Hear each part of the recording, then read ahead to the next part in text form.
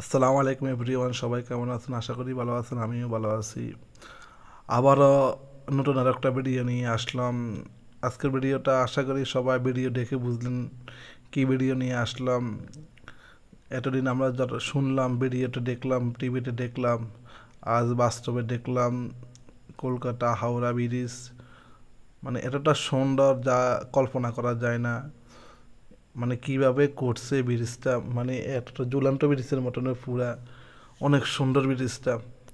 তো আজকে আপনাদের সাথে শেয়ার করব কলকাতা হাওড়া ব্রিজ। এই ব্রিজের এক পাশে কলকাতা শহর, আরেক পাশে হাওড়া জেলা।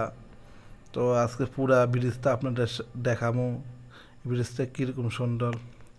ব্রিজের দুই পাশে দিয়ে মানুষ মানে চলাচল করার জন্য মানে অনেকটা সুন্দরভাবে রাস্তা দিয়ে রাখছে। দেখেন, তো আপনারা দেখেন গাইস।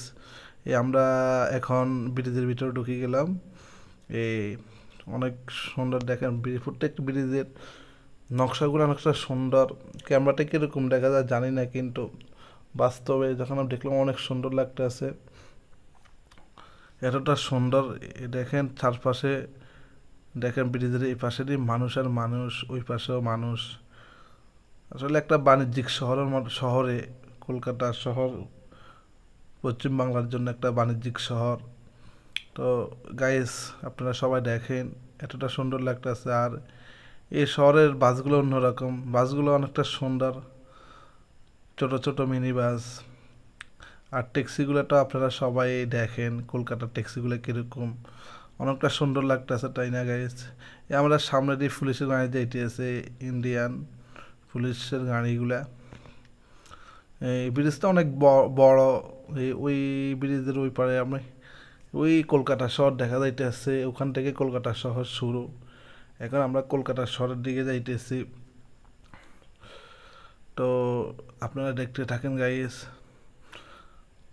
অনেক সুন্দর। কে কে এই ব্রিজটা কলকাতা যাই দেখছে, তো সবাই জানাবেন কিন্তু কমেন্টে।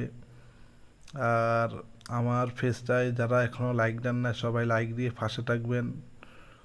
আর কে কোন জায়গা থেকে দেখতেছেন সবাই কমেন্ট করে জানাবেন কিন্তু।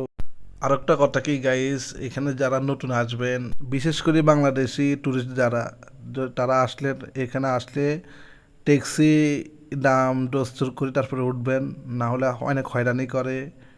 তো পরবর্তী আবার ভিডিও নিয়ে আসবো, আসলে পরবর্তী কথাগুলো বলবো। তো সবাই ভালো থাকবেন, সুস্থ থাকবেন। আল্লাহ হাফেজ।